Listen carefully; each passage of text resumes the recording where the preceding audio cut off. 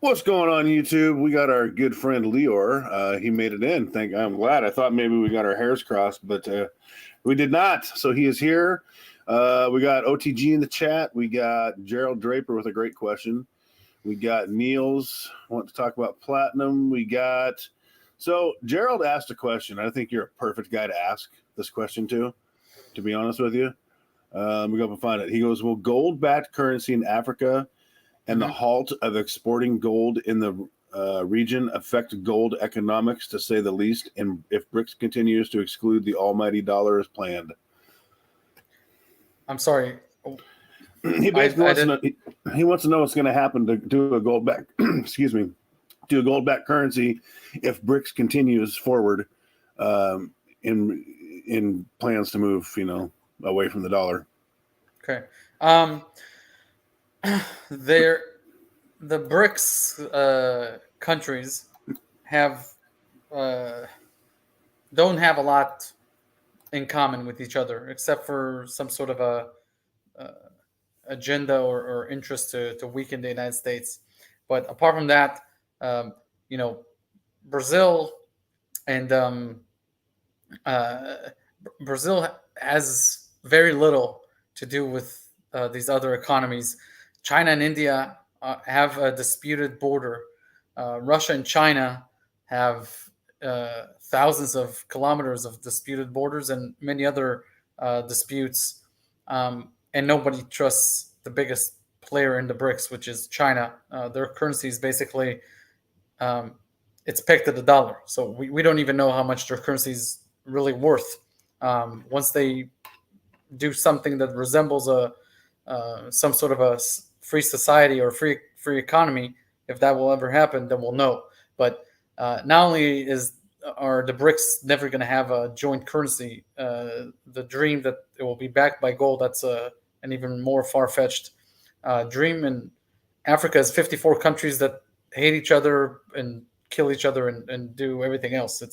There's no contender to the dollar. A lot of Americans in the post-World War II era have become libertarians, and as part of that libertarianism or this longing for the days of America of the founding fathers, they despise their own government for issuing currency at will, and they believe that the dollar will be, degraded to zero. But that's just not what's happening around the world, and the dollar will continue to be the strongest currency. It may not be the sole reserve currency, because there might be competitors to it.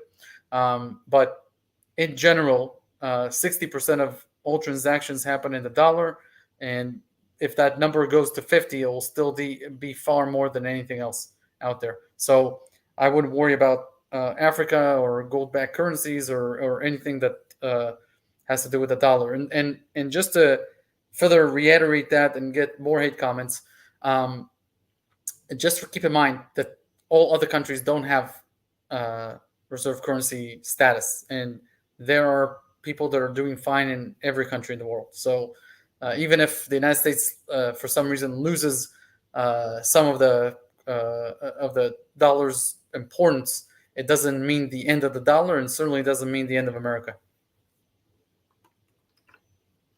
Well, I gotta agree that the dollar's not collapsing. I think it's going to continue to lose value through inflation over time, but that's just kind of normal, unfortunately. So let me ask you this: silver or gold? Why? If you had to pick one or the other, which would you pick and why? Because I myself have actually been moving more into gold lately. And people think I'm nuts. People think I'm nuts for doing that because they're like, oh, it's at the top. But I think gold it tends to perform better historically. I find that's just my opinion. So I'm lighter on gold than I am on silver. So I'm trying to close in on that ratio a little bit in my personal stack. So I kind of want your take on that. Okay, are you talking about physical coins and bars and etc.? Absolutely. Okay, so in general, my strategy has remained the same for many years now. I look at my cash burn rate on a given month, And just to make this easy for this exercise, let's say it's $5,000 a month, and so that's the family burn rate. Okay, that's all my expenses, etc. I take 24 months, so that would be 5,000 times 24. That's $120,000, and I convert that fiat currency into physical gold 80% and physical silver 20%, and that is my physical coins or physical metals position.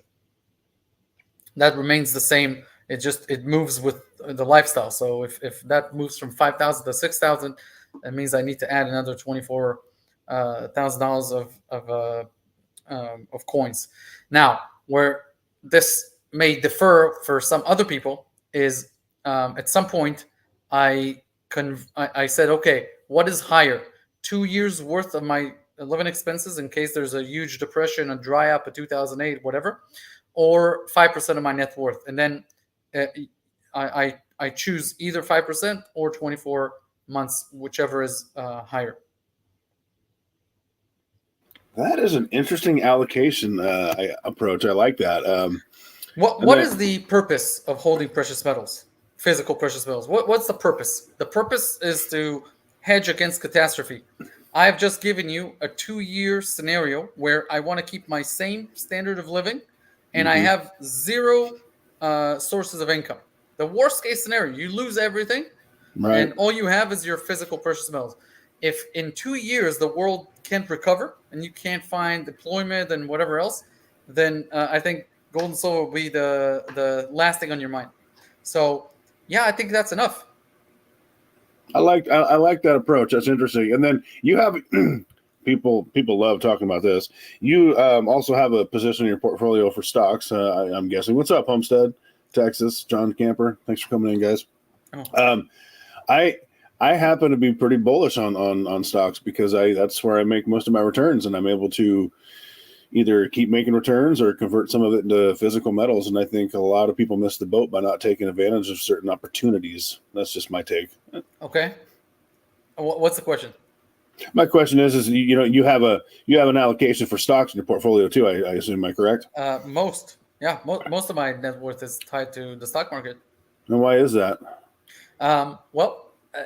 Stocks are partial ownership in companies, and companies with good managements, they compound wealth and grow their value faster than GDP inflation adjusted. So let's say the U.S. economy grows at about 2.5%.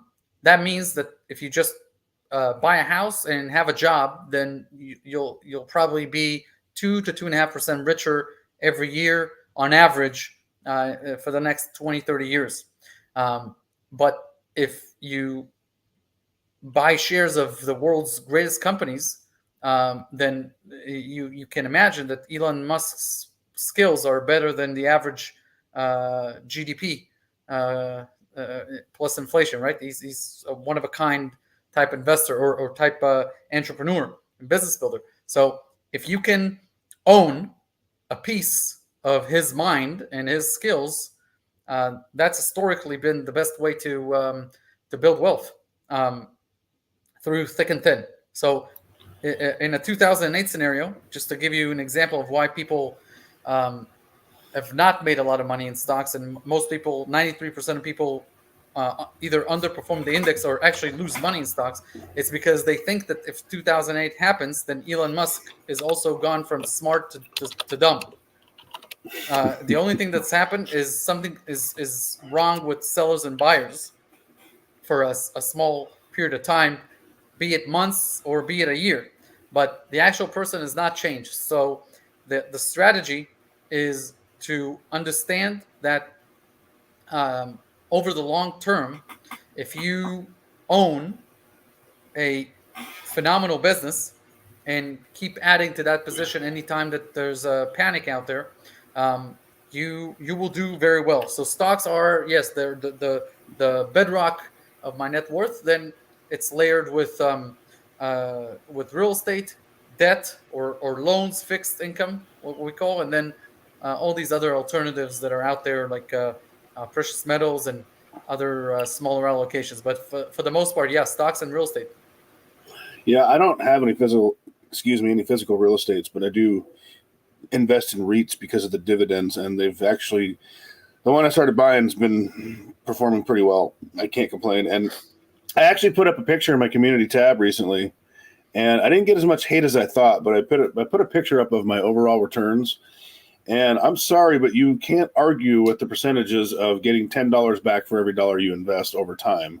I'll take those percentages, and I don't see where I'm going to make that anywhere else. You know what I mean? So I think absolutely, the stock market is the place to be.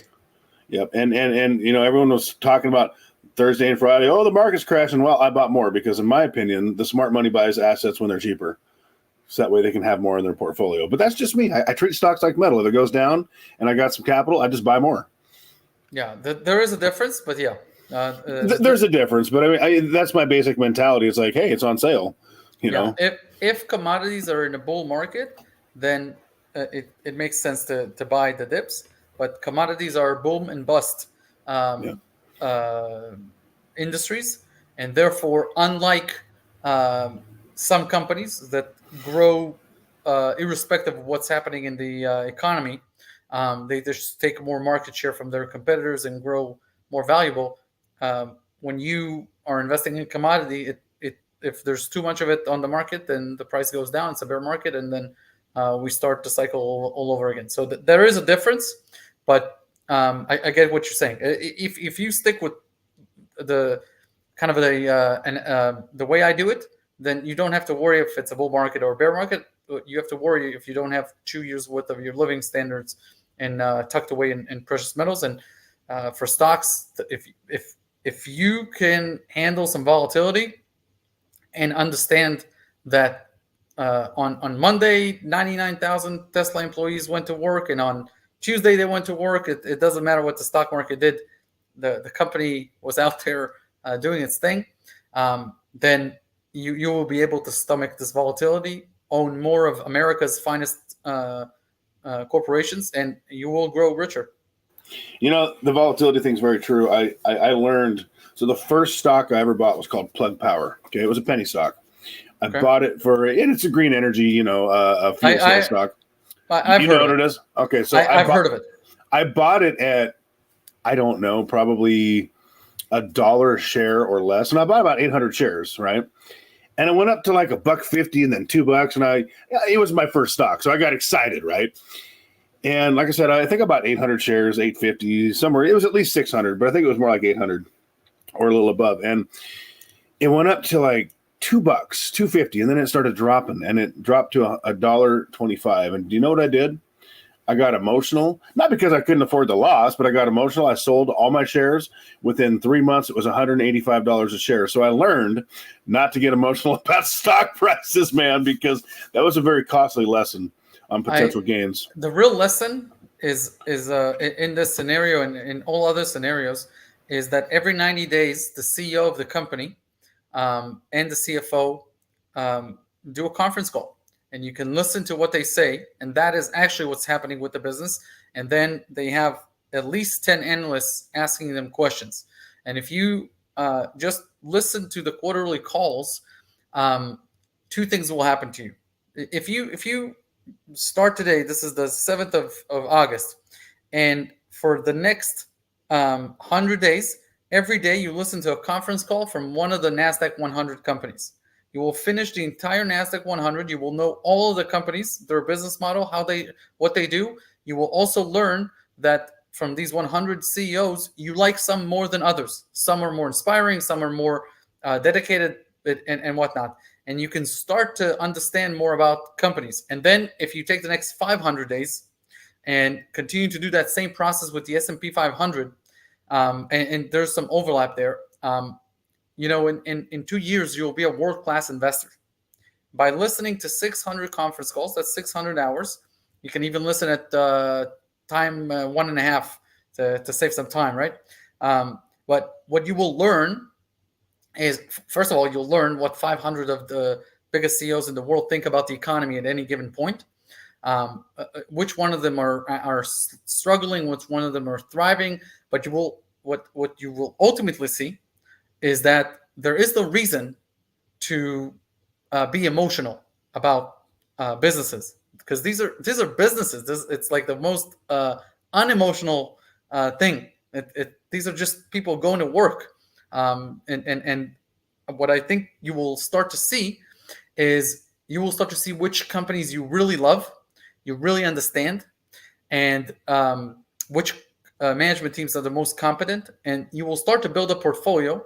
And also you will start to see which prices you're comfortable with paying for each of these companies, and then you'll have a portfolio, and every 90 days you can the 20, 30, 40 companies that you actually invest in, 10, whatever it is, you'll be able to follow what's happening with the business. So I think that if you can do that, you will be you'll be in a level that most investors cannot be at, because they won't take the time to do that simple thing. You bring up a good point. And when I meant emotional, I meant making decisions based on fear, emotion. I guess I should have clarified that. That's what cost me a lot of money, but I didn't know what I was doing. It was part of the learning curve. And I've gotten to the point now where, yes, I do have individual stocks. Yes, I do hold mining stocks. I'm bullish on some of them. But because I work 60 hours a week just at my job, right? I don't want to say I don't have the time. I don't want to give up the time, I guess, to pay attention to those calls. But you're 100% right. So now I take a little bit of a return loss, and I do things like I invest in ETFs with high dividends, like QQQ to get in the NASDAQ, SPY, things like that. And nothing wrong with that. And honestly, because I got not enough, but I got a fair amount in the market. So if I can make that 10% a year and earn it passively, I'm okay with that, man. So, but it allows me to be lazier. But you're right. There's a lot more money to be made if you're listening to, calls and watching the quarterly earnings and the management of the companies. You're 100% correct. 100% correct. God, you're smart. So how are things in Israel right now, man? I think people might want to know about that. But they also talk a lot about osmium. Osmium's been talked about a lot. It's a metal that some guys are super bullish on. Exactly. Like rare earth? Well, yeah. And what's osmium? That's the question. A lot of people don't know about it. But anyway, they're talking about that a little bit in the chat. So what's going on in Israel? How are tempers right now? It's hard to explain to somebody who's outside of Israel or outside of the Middle East, because I just came back from 1 month in America. Okay, so I just came back to Israel 1 week ago on the 2nd. Well, hey, we could have had a steak, but hey, thanks for the invite. Well, I'm sorry. Go ahead. America is as big as Europe. It depends on where you are. Yeah, I know. I just had to crack a joke. I did have steak though. You have some good steaks. Well, anyway, my point is when you go to a place where you've eliminated your last bit of threats, or existential threats, or any border disputes or anything like that 100 or 150 years ago, and you're over there, you don't understand what war on your own soil means. It's hard to explain that to an American.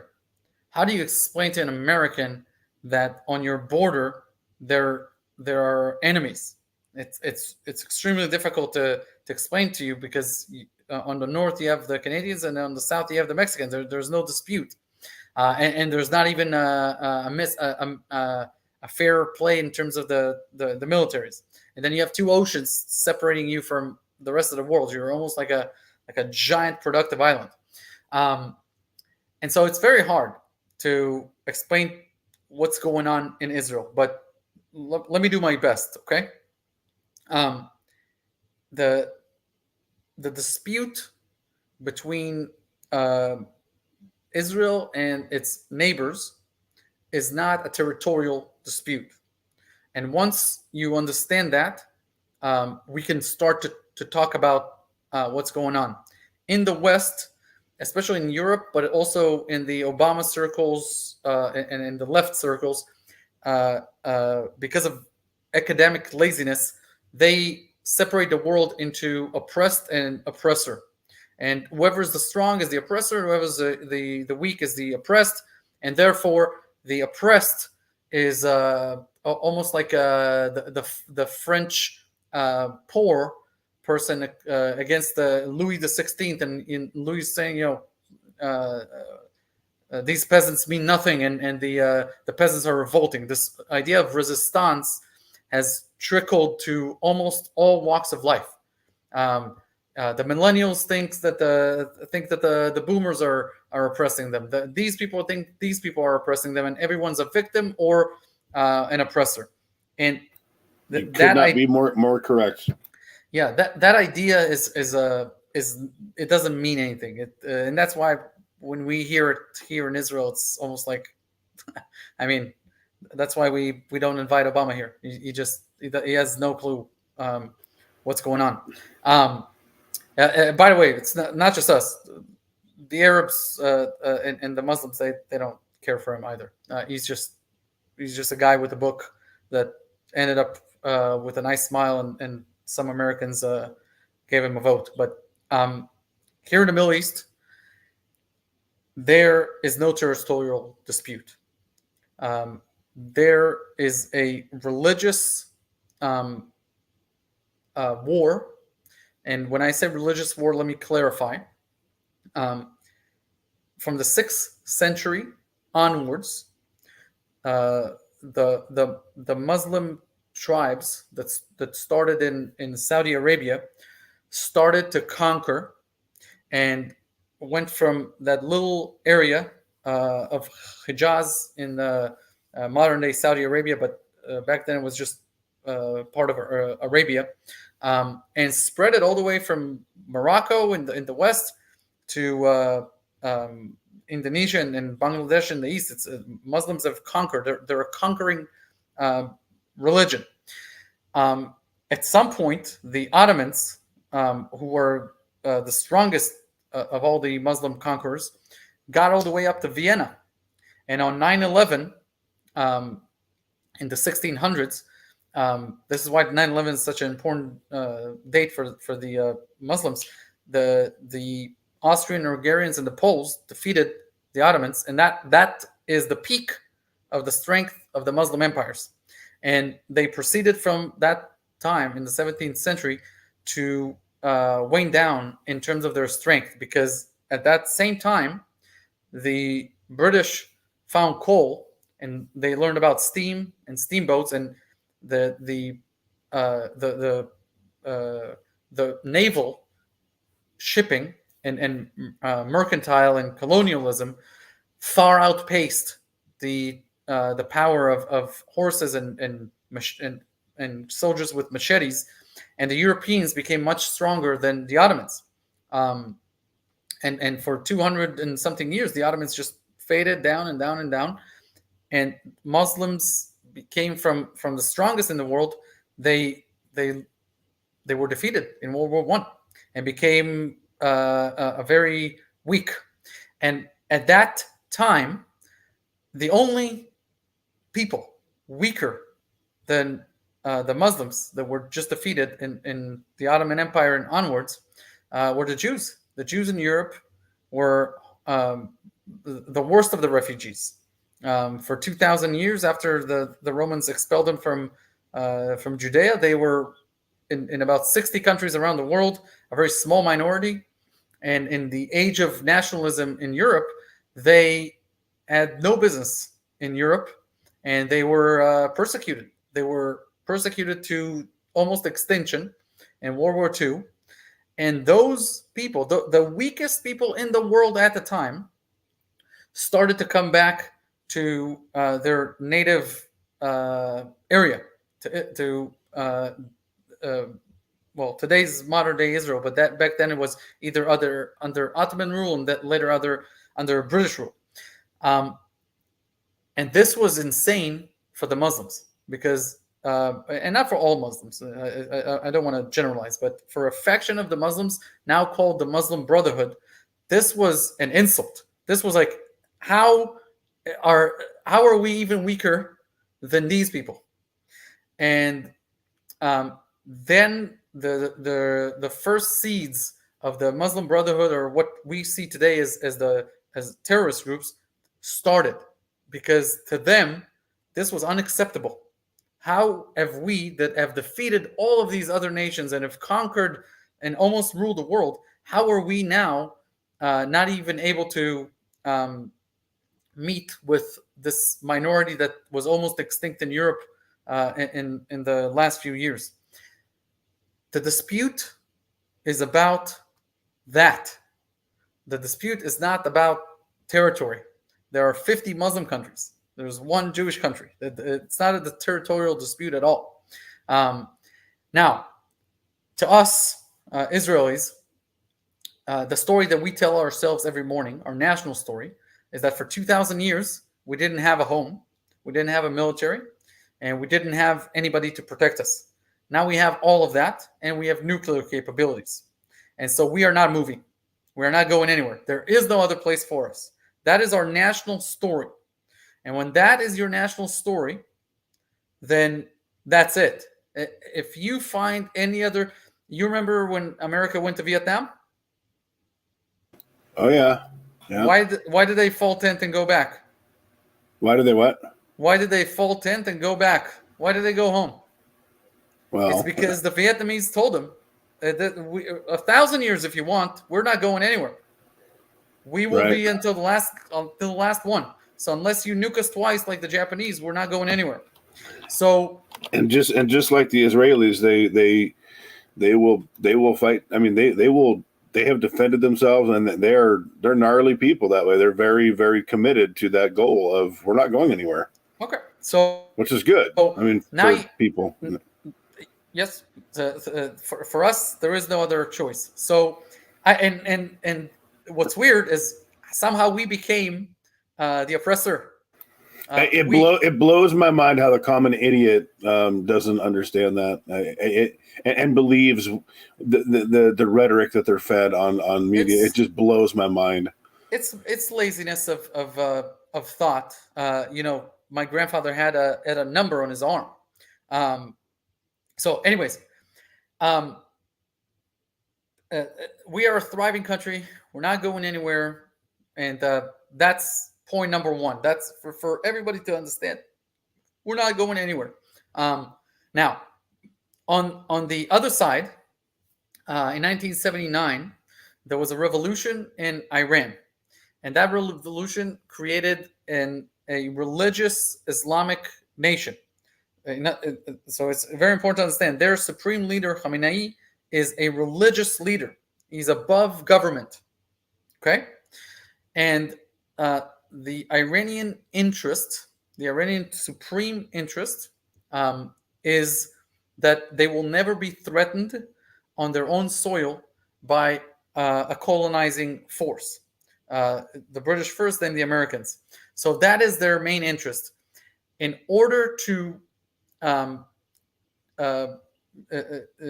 do that, they have created a proxy army to distance any fighting from their own soil. In order to create situations where battlefields in the Middle East are away from their own soil, they have funded and created proxies, and those proxies are easy to unite if you create a common enemy, which is the state of Israel or Jews in general. And so that's how that country, that if you Google on a map, they have no connection with us. And until 1979, they were in great relationships with Israel because they didn't have an Islamic religious leadership. And we sold weapons to Iran. During the time of the Shah, there was great connections. Anyways, that's where we are today. So now where does the Palestinians come into this story, or what Western media calls Palestinians? So during the 20th century, when the Jewish minorities in 60 countries in the world were persecuted. Most of them saw this island called the United States and wanted to go there. But in 1921, y'all closed the borders. Do you know that? I do. I actually do now. I didn't. No. Go ahead. That's interesting. Okay. In the 1920s, the United States closed itself off to immigration because of the First World War.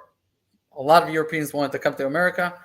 They closed the entire border, and they kept it closed except for a few thousand people a year. They kept it closed for a lot of time, almost for 2 decades in general. But in the 1920s, it was the worst. And so in the 1920s, when the Jews were persecuted in Europe, they went to Israel, not because they wanted to, because that was very desolate, and most of them would have rathered actually to go to America, but they came to Israel. And in Israel, they started to purchase land from the Ottomans and other Arab landowners in the area, and built their own villages and settlements and agriculture villages, etc., and lived side by side with the Arabs. But because of the numbers that came back, some of the Arabs felt threatened, and in order to fight this off, as I said at the time, what the religious fanatics thought was, this is insane. How are we losing land to the weakest minority in the world? And so they started to use violence. This has been going on since the 1920s. This is not because of Israel. This is even when there was just Jews and Arabs living side by side under British rule. The idea that there will ever be a Jewish country was far-fetched. It was like 600,000 Jews in Israel. So anyways, this is why I'm saying it's not a territorial dispute at all. At some point, the British understand that it's an irreconcilable problem. They, as a colonial force, cannot reconcile between the Jews and Arabs, because the Jews want 2 countries, and the Arabs don't want the Jews to have a country, basically. And so they leave in 1948.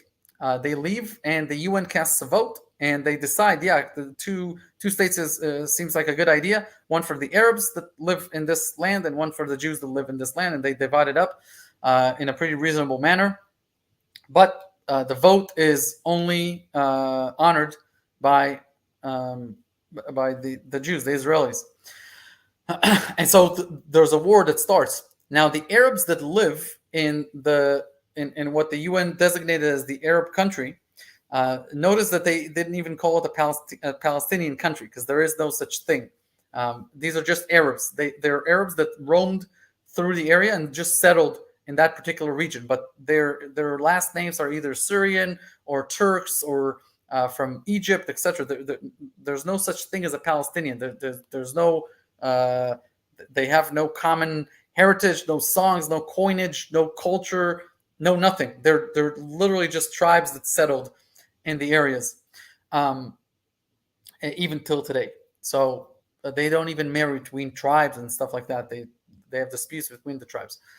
But to kind of shorten the story, as they're fighting against the Jews that are living in Israel in 1948, the Egyptians and the Syrians and the Jordanians from the outside tell these Arabs, why don't you just pack up real quick and move out of the conflict zones? Our militaries will come in. They'll defeat and conquer this little band of 600,000 Jews that have no tanks and barely anything to fight with. And then you'll come back and you'll have the whole place to yourselves, because the British are leaving. And they end up losing. And once they lose, then you have a problem, because all of these people are scattered and some of them want to go back. And in all other refugee crises crises in the world, what you do is the UN sets up a program for refugees to stop being refugees. They get a way to start fresh. All but one. The refugees of the 1948 war, this is 76 years ago, are still refugees. Their sons are refugees. Their grandsons are refugees.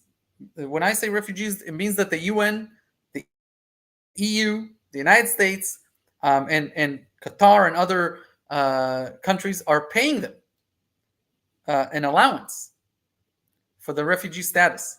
Some of them have passports. Some of them are Jordanians. Some of them are living in America. They're Americans. And still they get an allowance for being a refugee of the 1948 war. Just so you understand, there is no such thing in any other conflict. There are 100 million refugees in the world right now. None of them pass refugee status to their sons and their grandchildren. There is no such thing. Just these. And so you have a perpetual refugee problem, which otherwise would be solved easily, because you have each of these can be traced in terms of their family name to one of the Muslim countries, and they would go and mingle in society, and that's it. Move on with their lives. It's, most of the 1948 refugees are dead, and that's what we are. We are in a situation where these refugees now populated the Gaza Strip and Judea and Samaria. So that's how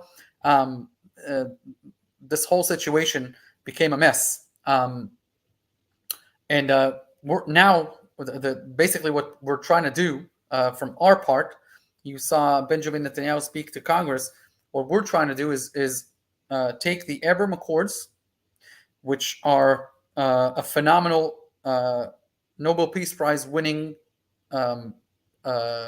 level of peace accords, that if it wasn't Donald Trump, then he would have won 3 Nobel Peace Prize for that type of achievement. This was the crowning of achievement of the Middle East in the last 200-300 years, and we want to build on them and create the Abraham Pact.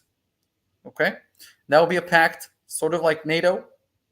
And that pact will be the modern Arab countries that understand that Israel is a foregone fact.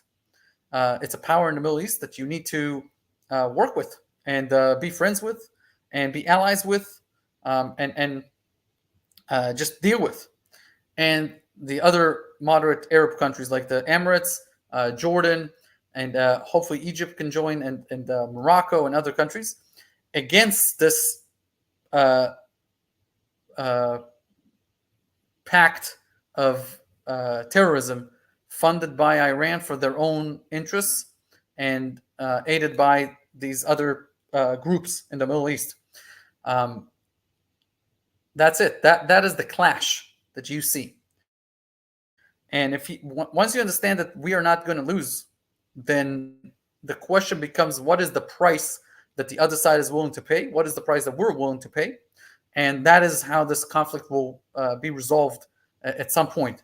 The difference between before October 7th and now is that now we have given up the dream of the Clinton era, that just like in Europe, a wall can fall and these people from Germany and these people from France that 100 years ago torched each other with flames and put swords in the bellies of each other, can hugged, that thing will come to the Middle East. It's just not the same reality, not the same thing, and therefore that vision has been put aside, and a more fitting reality for the Middle East is going to be ushered in. Well, I definitely agree with you about what you said, and I definitely agree with you that Israel's not going to lose. Resilient people. And you said something earlier at the beginning when you were talking about this, that really resonates with me lately. What's up, Transient Southeast? Welcome in. And it's that oppressee mentality that people have. And they have it when it comes to foreign relations, and they have it on a personal level. And you're right, it is laziness. I was in someone's video in their chat the other day, and this guy was talking about how he goes, the whole system's collapsing tomorrow. I said, no, it's not. And he says, I make X amount of money a year and I can't get ahead. I can't save any money. I said, well, then you need to make different choices. And I was trying to give him trinkets, nuggets to help him out. I was like, you need to spend less money. You need to invest harder. You need to save more. You need to figure out how the system works, because once you figure out how the system works, you too can come out okay. And you too can learn that system and play that system. And what's up, Homestead? And he just had that victim mentality and that self-defeating, mentality. And it's very sad with people. And you just can't reach people like that. And it's just unfortunate. It's unfortunate, but it's not your job. No, you're right. And it's their choice. And I can't change their decision to be that way, because it truly is a choice. Yep. It truly is a choice. Well, I learned a lot today, as usual. It kind of happens every time you're on. You probably got a lot going on. I'm assuming we've been on about 42 minutes almost. Is there anything else you want to cover? I did want to say a few things about your upcoming elections, if you want. Yeah, and also tell people about where they can find you with Wealth Research Group. Sure. I see it's on your name, but make sure that they know where to find you. But yeah, let's talk about the elections. Okay.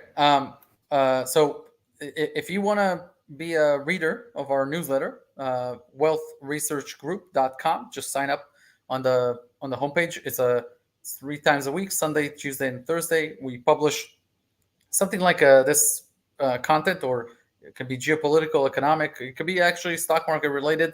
3 times a week. It's about a 4 to 5 minute read every time. That's about the newsletter. By the way, I did put together a very lengthy report about George Soros. You know him? Oh, indeed. I think you would love to read it. It's at wealthresearchgroup.com/Soros. You can just download that. I will look at that, because it's really good. It's really good. It's based on the books that he himself authored. So this is from analyzing from after reading his books, analyzing him. Okay, now elections. So the great sin of Barack Obama is that he took over the Democratic Party and did not build its next stage, and that's why after he was gone, they went back to Hillary because they had no future, and then they went to Biden because they had no future, and now they went to the person. I hope Americans are not that decadent that they would go and put her name in there, because that would be it would just show you that Americans are stupid, clueless. Yeah, clueless. But anyways, I just want to tell you how this would work. If Kamala Harris is voted president, you will have a lot of conflict around the world. You will have problems with the Chinese, problems with the Russians, mostly with the Chinese, though. The Chinese will feel very emboldened, and you will have conflicts everywhere. It will be the worst time for. It will be the worst time to be an American ally. On the flip side, if Donald Trump gets elected, I believe that you will see a situation where a lot of the issues that are happening around the world will be resolved, not because of American interventionism, but from finding common ground with other countries.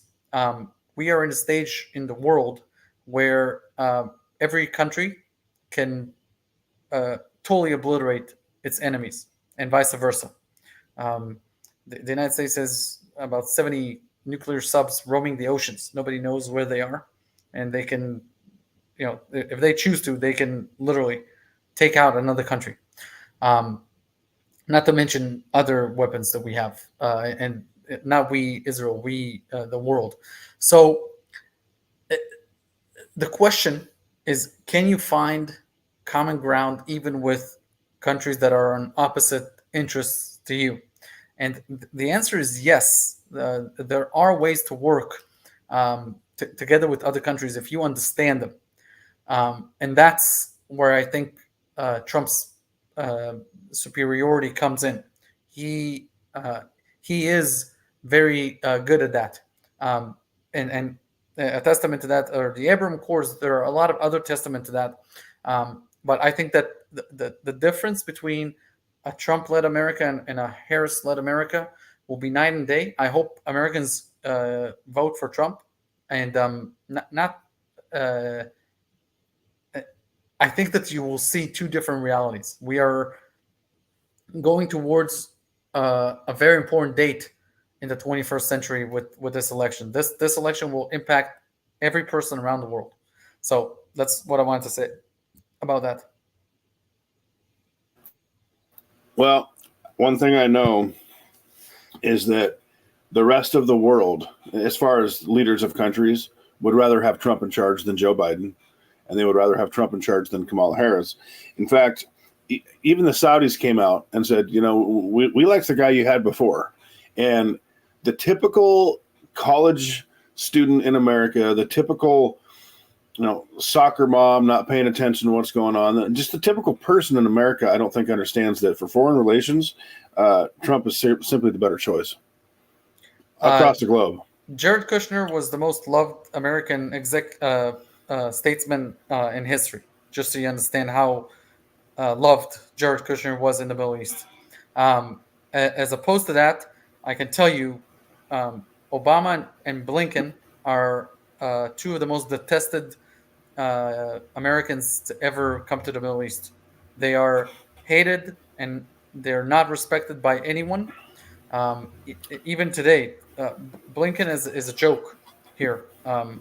So, anyways, that this is reality, and the problem is that most Americans don't care about reality. They can afford to be silly, and it's a problem. But the world will get over that problem. They have the luxury to be ignorant, unfortunately. Yes, and that's what I meant.